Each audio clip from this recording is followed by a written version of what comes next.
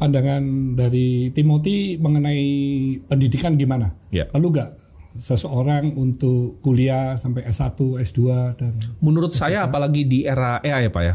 Sekarang tuh bisa banget belajar lewat internet.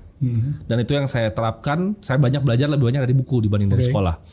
Ini nih mungkin nggak bisa dipukul rata sama semua orang karena semua orang punya passion dan kemampuan dan hobi yang berbeda-beda. Tapi ketika saya misalnya SMA nih IPS misalnya, saya belajar akuntansi dasar Pak.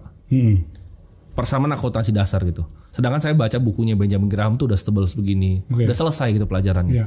Dan jadi saya ngerasa kayaknya ini bukan tempat yang cocok untuk saya, tapi bukan untuk semua orang.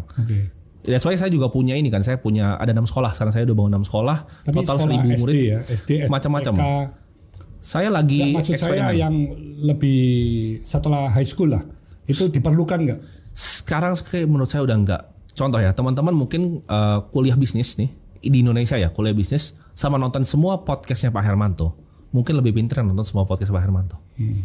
Tapi kalau untuk skill tertentu, misalkan, Timothy kan juga sudah punya company nih. You mau hire CFO misalnya. You apa nggak lihat dia harus S1 atau S2 yang benar-benar paham mengenai finance, tax, accounting.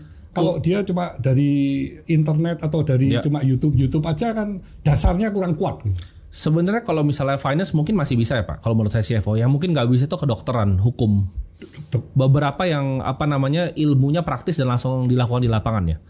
Engineering, dokter, sama loh itu. Aerospace engineering. Kan masing-masing ada ekspertisa sendiri. Menurut saya kalau misalnya di situ oke. Cuman di luar yang itu kayak kuliah manajemen, kuliah bisnis, kuliah bisnis, kuliah yang bisa dicari dengan gampang, kuliah marketing begitu.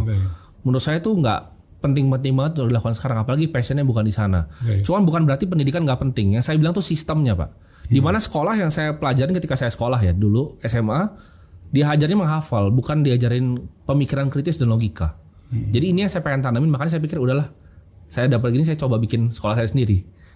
Jadi saya udah bikin 6, saya testing dari TK, SD, SLB juga saya bikin, SMA saya bikin. Total udah 1000 murid sekarang.